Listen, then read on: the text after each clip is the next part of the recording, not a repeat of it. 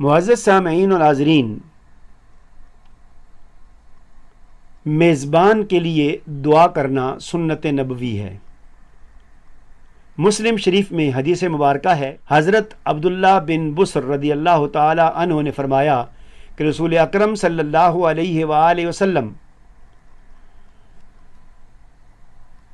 میرے والد حضرت بسر رضی اللہ تعالی عنہ کے پاس بطور مہمان تشریف لائے تو ہم نے آپ صلی اللہ علیہ وآلہ وسلم کے لیے کھانا تیار کیا۔ جب آپ صلی اللہ علیہ وآلہ وسلم کھانا تناول فرمانے کے بعد واپس تشریف لے جانے لگے